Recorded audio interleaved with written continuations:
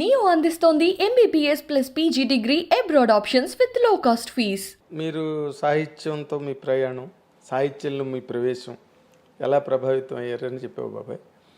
అసలు నాటక రంగం వైపుకి ప్రయాణం ఎలా జరిగింది, దానికి ప్రభావితం, దాన్ని మిమ్మల్ని ప్రభావితం చేసిన పాయింట్స్ ఏంటి? అదే అవసరార్థం అద్దెకొంప రాశాను, అది అయిపోయింది. గురుగారితో నాటకాలు అవసరార్థం అంటే అద్దెకొంప అని మన కాలేజీలో నాటకాలు రాయమన్నారు, నాటకాల పోటీ కోసం రాశావు. అప్పుడు అయితే జంజాలది లేదా ఆది విష్ణు లేదా అతిల్ కృష్ణ, నాకు అక్కడ దాకా లేదు. అవును, ఇక్కడ వాళ్ళు కదా. అవును, ఇంకా ఏముందిలే మా ఎక్స్పీరియన్స్తో నేను రాసేసాను. అది ఉత్తమ. తర్వాత అదే రాళ్లపల్లి గారి పరిచయం, అదే అక్కడి నుంచి అయిన తర్వాత రాళ్లపల్లి గారు సినిమాకి రంగానికి వెళ్ళిపోయాక మా పరిస్థితి ఏమిటి? మురళీ కళా నిలయం రాళ్లపల్లి గారు పెట్టింది, ఆదర్శ యువభారతి, మన నమ్మూరు వీరన్నాడు, దేశరాజ హనుమంతరావు, వీళ్ళందరూ ఉత్తమ ప్రదర్శనలు తీసుకుంటుంటే మా రవీంద్ర భారతి మెట్ల మీద కూర్చుని ఏడ్చేవాళ్ళం. మా గురువుగారు వెళ్ళిపోయాడు, రాసేవాళ్ళు లేడు. అప్పుడు గంటి బాబ్జీ అని నా ఫ్రెండ్, వాడని నువ్వేదా అయిరా ఇదొకటి ఎమర్జెన్సీ. మేము వేరే రచయితల దగ్గరికి వెళ్ళాం. నాటకం ఏంటి సబ్జెక్టు, ఇది ఎక్కువైపోయింది, ఇది మనమే రాసుకుందామని మొదలెట్టా. ఎమర్జెన్సీ ఒక సెటైర్, పొలిటికల్స్. నాకు పెద్ద పాలిటిక్స్ టచ్ లేదు, అయినా పొలిటికల్ సెటైర్. గార్ధభాండం టైటిల్, అంటే గాడిద గుడ్డు. సోషలిజం ఇక్కడ గాడిద గుడ్డు లాంటిది అని ఒక రాజు, ఒక మంత్రి, ఇట్లా దేశ రాజకీయ వ్యవస్థని రాజుల మీద ఆపాదించి నాటిక రాశాక మరి ఎవరు డైరెక్ట్ చేస్తారు దీన్ని? తల్లావజల సుందరం నా ఫ్రెండు, నేను అమృతవాళ్ళలో పనిచేసా ఉన్నప్పుడు క్రిస్టియన్ కమ్యూనికేషన్ సెంటర్. అవును, ఇక్కడే మన మోండా దగ్గర కదా. అవును, మనోహర్ టాకీస్ పక్కన. మనోహర్ టాకీస్ పక్కన. అవును, వచ్చాడు సాయంత్రం. అతను ఆల్రెడీ పాపులర్ రంగస్థల దర్శకుడు. తల్లావజల. అవును,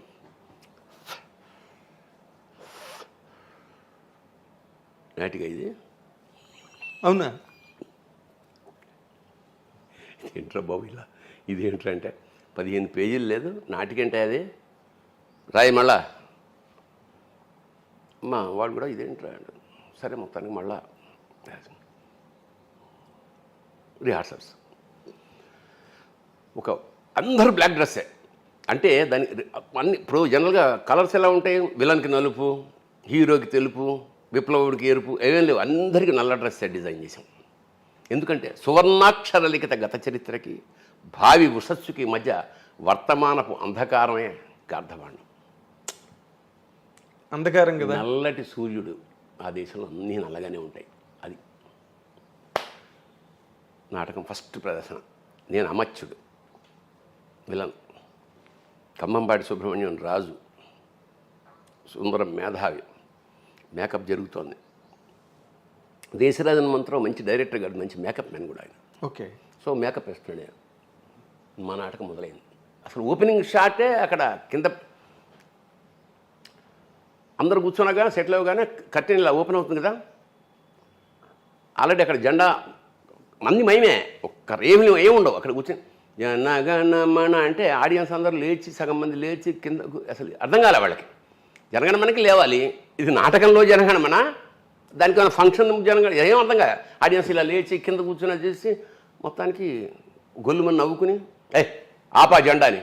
ఎవడరాను, నీది ఒక జాతి, నీకు ఒక జాతీయ జెండా అంటాడు రెండోవాడు. మరి ఈ కన్ఫ్యూషన్. అక్కడి నుంచి అందుకుంది నాటకం.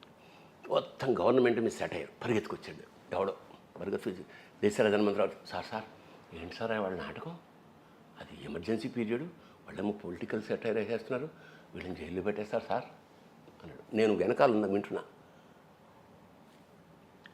అవునా, మనిషి ఎన్నిసార్లు వస్తాడరా, నాటకం ద్వారా కనుక వీళ్ళని జైల్లో పెడితే అంతకన్నా అదృష్టం ఉంది ఏం వల్ల అన్నాడు. అసలు మామూలు పేలిపోయిందంత నాటకం, దద్దరిల్లిపోయింది. ఉత్తమ విలన్ నాకు. ఆ రోజు నైట్ ఎక్కడో పార్టీ. ఇక ఆ ఊపుతోటి దాదాపు ఒక ఏడాది పాటు ఎక్కడికెళ్తే అక్కడ వీరంగం అనమాట. ఉత్తమ ప్రదర్శన. అవును. గార్ధభాండం పిచ్చెక్కిపోయింది. గార్ధభాండం హిట్ అయింది. నేను ముగింపు లేని కదా నాటకాన్ని సినిమాగా రాద్దామని, కానీ నిరుద్యోగం నాకు బీకామ్ చదివాక. నేను చెన్నై వెళ్ళా గురువుగారి ఇంటికి. ఇక నేను ఆయన ఇంట్లో కొడుకులాగే అక్కడే కూర్చునేవాడిని. ఆయన తాగేవాడు కాదు, కానీ నాకు 555 సిగరెట్లు తెచ్చేవాడు అప్పట్లో. నాకంత సరే మొత్తానికి వెళ్ళాను అక్కడికి వెళ్ళి ముగింపు లేని కదా స్క్రిప్ట్ రాసుకుంటుంది. ఈలోగా బరంపురంలో నాటక ప్రదర్శనకి పోటీకి కట్టాం. మరి నేను చెన్నైలో ఉన్నా కదా, నేను మా సుందరం వాళ్ళ టీంకి ఏం చెప్పంటే, సరే మీరు ఇక్కడి నుంచి విజయవాడ వచ్చేయండి, నేను అక్కడ చెన్నై నుంచి ఇక్కడికి వస్తాను, అందరం కలిసి బరంపురం వెళ్దాం. సరే అన్న కట్ చేస్తే నేను బయలుదేరి విజయవాడ వచ్చాను. అసలు ఏమి అప్పట్లో ఈ ఫోన్లకి లేవు కదా, ఆ ట్రైన్లో వెతుక్కోవడమే వెళ్ళి వచ్చారా లేదా అని. మాకు మాడుగుల కృష్ణమోహన్ అని మా శిష్యుడు అనమాట. వాడు రైల్వేలో పనిచేసేవాడు. ఏరా మన వాళ్ళు ఎవరన్నా కలిసారా అంటే, ఎవరు రాలేదన్నా. అవునా, ఇదేంటని నేను మళ్ళీ హైదరాబాద్ వచ్చాను. వస్తే మా వాళ్ళు జ్వరం వచ్చి పడుకున్నాడు సుందరం. ఏంటి సుందరం, మనం పరిషత్ అక్కడ కడుతుంటే ఒక్కటి రాలేదు, వాళ్ళకి చెప్పలేదు, మనం వాళ్ళు ఏమనుకుంటారంటే, ఏం చేయమంటావా, ఒక్క నిజవాడు రిహార్సల్స్ రావట్లేదే అమ్మా. నాకు అక్కడ ఆల్రెడీ బరంపురం రాలేదు, ఇన్ఫామ్ లేదు. వాళ్ళు ఏమిటంటే ఇంత దొంగ వెధవలు వీళ్ళు, ఆదర్శ భారతి వీళ్ళందరూ కలిసి, వాడు ఒకసారి వెళ్ళినప్పుడు వీళ్ళకి కొట్టేస్తాడు, ఇట్లా ఏదో బ్యాడ్ ప్రాపగండా. నాకు అసలు కాలిపోయిందన్నమాట, ఇంత కమిటెడ్గా మనం చేస్తుంటే ఇదా అని. సరే మళ్ళీ చెన్నై వెళ్ళిపోయాయి వెంటనే 2-3 రోజులు. వీళ్ళెవ్వరూ లేకుండా నాటకం రాద్దాం ఓకే అని 3 త్రిమూర్తులు, ఒకడు విష్ణు బ్రహ్మ మహేశ్వర తోటి మొదలెట్టి 3 రావట్లా. కట్ చేసి 2 వేషాలతో చేద్దాం, యోగి జోగి మొదలెట్టి మొత్తానికి 2 వేషాలతోటి ఏంటే అన్నాడు. రివైజ్ రాసేసి ఒకటి తయారు చేశాను, నేను సుందరం, అంతే. ఇంకెవరు లేడు ఆర్టిస్ట్. అంటే ఇంక తెక్కమలతో బెడద లేకుండా అసలు ఎవరు ఉండకూడదు, డైరెక్టరు రైటరు ఇద్దరం ఆర్టిస్టులు. అదే మరి లలిత కళా సమితి రైల్వేస్ ఫస్ట్ ప్రదర్శన, ఉత్తమ experimental play, best experimental play first. సరే ఏదో గుర్తింపు. నెక్స్ట్ చిలకలూరిపేట తెలుగుదేశం కళా పరిషత్ ఫస్ట్ ఇయర్ ఎన్టీఆర్ పేరు మీద సెకండ్ ప్రొడక్షన్. అక్కడి నుంచి మేము నెక్స్ట్ జిఎస్ఆర్ మూర్తి కళా పరిషత్ విజయవాడ రావాలి. నేను ఆలోచిస్తున్నా, ఏమిటిది ఇట్లాగా ఫస్ట్ టైం ఇది వచ్చింది, 2 సెకండ్ వచ్చింది, ఫస్ట్ రావాలంటే ఏం చేయాలి. అందులో సెంటర్లో వైట్ స్క్రీన్ ఉంటుంది, వెనకాల ఇటు కాషాయం స్క్రీన్ ఉంటుంది, ఇటు గ్రీన్ స్క్రీన్ ఉంటుంది. సెంటర్లో స్కల్ ఉంటుంది, అశోక్ చక్ర ప్లేస్లో సింబాలిక్గా ఇండియాలో జరుగుతున్న దానికి ఒక గ్రాడ్యుయేట్ టోపీ ఉంటుంది, శిథిలమైపోయిన మేధస్సుకి చిహ్నంగా, అంత సింబాలిక్ వే. మేమే తండ్రి కొడుకు, ఆఫీసరు, గుమాస్తా, విప్లవకారుడు, రాజకీయ నాయకుడు, ఇట్లా అన్నీ 2 వేషాలు మేము వేస్తాం కదా. 2 వేషాలు భార్యాభర్త వేషం కూడా ఉంది అందులో. వెనక్కి వెళ్తాం. వెనక్కి వెళ్ళినప్పుడు వెనక్కి వెళ్ళి ఒక 1 2 3 4 శోభనం అయిపోయింది, గర్భంతో వచ్చేస్తాం. అట్లా శోభనం ఎలా చూపించాలి అనేది నాకు ఒక ఐడియా వచ్చింది. ఏం చేసాం, ఇప్పుడు ఇక్కడ స్క్రీన్ ఉంటుంది, అంటే నేను I will show it performance. ఒక్క నిమిషం, ఇది స్క్రీన్, ఇది స్క్రీన్ అన్నప్పుడు దీని వెనకాల ఇటు వచ్చేసాక అబ్బాయి నేను ఇలా బయలుదేరా, నా చెయ్యి, అమ్మాయి ఇలా బయలుదేరి, ఇలా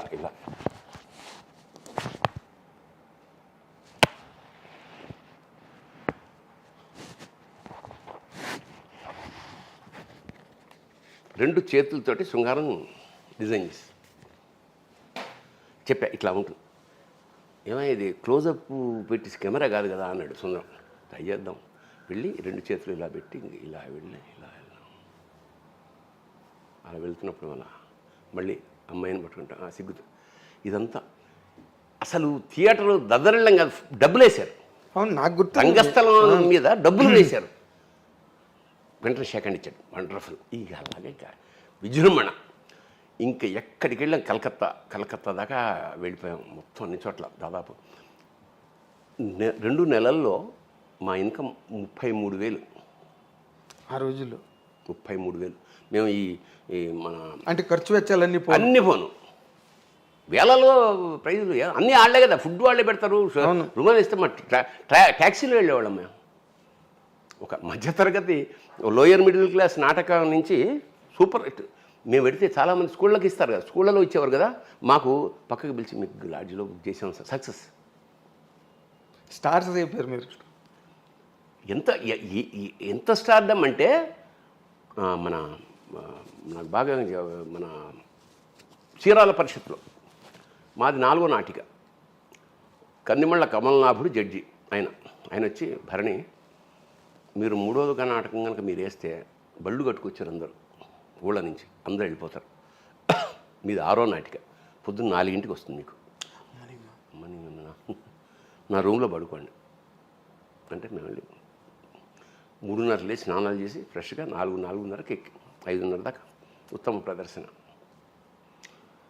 కలకత్తా మేము వెళ్ళాం. కలకత్తా తెలుగు ఆంధ్ర మహాసభ లాస్ట్. అది అయ్యాక మేము రావాలి. జలగ నాటకం, ఫక్తు కమ్యూనిస్టు ఎర్ర రంగు నాటకం, మొత్తం రెడ్ లైట్లతో అసలు బీభత్సంగా ఆడిస్తున్నారు. జనం ఉత్కంఠ, తప్పట్లు, ఏళ్ళు. మేము డల్ అయిపోయాం. మనీ అమ్మ ఇదేంట్రా బాబు, మొత్తం ఏళ్ళు అసలు. ఆ నాటకం తర్వాత ఇంకో నాటకం, ఆ తర్వాత మా నాటకం లాస్ట్ది. మేము అందుకని పైగా మాకు గడ్డం లాల్చలేదు, ఏం లేదు. సరే నాటకం అయిపోయింది. డైరెక్టర్ బయటకు వచ్చాడు. మొత్తం జనం మూగిపోతున్నారు వాడి చుట్టూ. సార్ ఏంటి సార్ ఇది, ఏంటి సార్ అంటే బెట్టోను జాయబ్ సేన అని నృత్యరత్నావళిని మిక్స్ చేశాను అని అంటున్నాడు. అప్పుడు నేను పీజీ డిప్లొమా చదువుతున్నాను. మాకు తెలుసు ఏమిటో బెట్రాల్ బట్ ఎవరో, ఎలినేషన్ థియరీ ఏమిటో. నృత్యరత్నావళి కాదు, నృత్యరత్నావళి జాయబ్ సేన అని. ఎగ్జాక్ట్లీ అది మాకు తెలుసు. ఎప్పుడైతే నృత్యరత్నావళి అన్నాడో దొరికాడు మాకు. వీడికి అంత హాఫ్ నాలెడ్జ్గా వీడు. సర్లే చూద్దాం, కట్ చేస్తే ఆ నాటకం. తర్వాత వేరే నాటకం మేము ప్రిపేర్ అయ్యి రెడీ అంటే వెళ్ళిపోయాం. మాకల్లా ఈ చేపలు పట్టుకునే వైర్ ఉంటుంది, అది స్కల్కి కట్టాలి ట్రాన్స్పరెంట్గా, అదొక్కటే కట్టాలి. వైట్ కాషాయం, ఆ గొడ్డలు చుట్టేసి పెట్టేసాం. అవును, ఆడా. ఉత్తమ ప్రదర్శన కుక్కరొకో, ఉత్తమ ద్వితీయ ప్రదర్శన జలగ, ఉత్తమ నటుడు కుక్కరొకో, ఉత్తమ దర్శకుడు కుక్కరొకో, ఉత్తమ రచన కుక్కరొకో, ఉత్తమ సహాయ నటుడు కుక్కరొకో. ఇంత వెండి కప్పు అసలు పిచ్చికిపోయింది. అయిపోయింది. వచ్చి మాకు ఈ లాడ్జిలాగా ఇస్తారు కదా స్కూల్స్ ఏవో, స్కూల్లో కూర్చొని ఎంజాయ్ చేస్తున్నాం. ఇక్కడ వాడు సిగరెట్ కాలుస్తున్నాడు సుందరం. ప్రెస్ అయిపోయింది. మాట్లాడుతుంటే ఈ డైరెక్టర్ దూరంగా అటు పెడుతున్నాడు అనమాట. వీడు సముడు ఒక్క నిమిషం అన్నాడు. అప్పుడు ముందంతా మమ్మల్ని చాలా నా కొడుకులు అన్నట్టు చూశాడు కదా. వాడు ఆ రావడాన్ని నేను అబ్స్ట్రాక్ట్గా ఊహించుకుంటే ముక్కలుగా తెగిపోయి వచ్చి ఇక్కడికి వచ్చాడనమాట. ఎస్ బ్రదర్ అగ్గిపెట్టి ఉందా అని అడిగాడు. లేదు నాకు అలవాట్లేదు సార్. నేను వద్దు ఏమన్నా అంటున్నాను నేను. వాడు ఏమనలే, అగ్గిపెట్టి ఉందా అన్నాడు. మళ్ళీ ముక్కలన్నీ అతుక్కుంటూ వాడు వెళ్ళిపోయాడు. అట్లా ఒక సంచలనం. ఇక ఇక్కడికి రాగానే మా వాళ్ళందరూ ఏడుపు. మీరే వెళ్తున్నారు, మీరే కొడుతున్నారు, మరి ఏం చేయండి రా, మీరేమో పరిస్థితి లేదు ఈసారి 11 మందిని పెట్టి గోగ్రహణం, హిమబిందు. ఇంకా అక్కడ చిన్న విషయం. ఇంకా ఎక్కడికి వెళ్ళినా అసలు రేంజ్ వేరే. చెన్నమల్లేశ్వర అమలాపురం పరిషత్. ఇప్పుడు అది కూడా ఎప్పుడు సెకండ్ ప్రైజే వస్తుంది. 4-5 ప్రదర్శనలు వేసిన. భోజనం చేస్తున్నాను, అందులో డైలాగ్ అంటే, అమ్మ మమ్మల్ని క్షమించు. చివరికి ఆ అమ్మాయి హింస పెడుతుంటే ఆ గోగ్రహణం అనే పేరు ఏమిటంటే ఒక స్త్రీ యొక్క మొత్తం పరిణామక్రమం. అదే లాస్ట్కి సూత్రుడు అంటాడు, అమ్మ మమ్మల్ని క్షమించు తల్లి, మీకు ఏమాత్రం చేయుతున్న మా జాతి నపుంసకత్వాన్ని క్షమించు, ఇట్లా ఏదో డైలాగు. భోజనం చేస్తున్నప్పుడు టక్కన ఒకటి వెలిగింది. ఇప్పుడు క్షమించు అంటున్నాం కదా, క్షమించకు అంటే ఎట్లా ఉంటుంది అని శాలువ, ఎర్ర శాలువ తీసి గో మీద వేసి, అమ్మా మమ్మల్ని క్షమించకు, నీకేమాత్రం చేయూతనివ్వలేని మా జాతి నపుంసకత్వాన్ని క్షమించకు. క్షమించు అని ముందు ఉండేది, క్షమించకు అనగానే అసలు అయ్యగిరి నందిని అది చింపేస్తా. ఉత్తమ ప్రదర్శన, ఉత్తమ నటి అది హిమబిందు. ఎందుకంటే అప్పటికి వైజాగ్ విజయలక్ష్మి నాటకాల వరకు సావిత్రి. అవును, రైనింగ్ సుప్రీం ఆవిడ. అసలు ఆవిడ వస్తే మిగతా వాళ్ళందరూ డైలాగ్ కూడా అంత అద్భుతంగా చెప్తుంది ఆవిడ. విజయలక్ష్మి మీద ఉత్తమ ప్రదర్శన, హిమబిందు బెస్ట్ యాక్ట్రెస్. అసలు దానికి జ్వరం, ఏడుపులు. 104 వచ్చేసింది ఇంకా ఆ ప్రైజ్ అందుకున్నాక. అంటే అసలు చంద్రయాన్ అంతే. అదే ఆ రంగంలో ఉన్న వాళ్ళకి ఆ వాల్యూ తెలుస్తుంది. విజయలక్ష్మి మీద కొట్టేశారు అనేటప్పటికి ఇది అవుట్. అట్లా అట్లా ఒక సామ్రాజ్యం.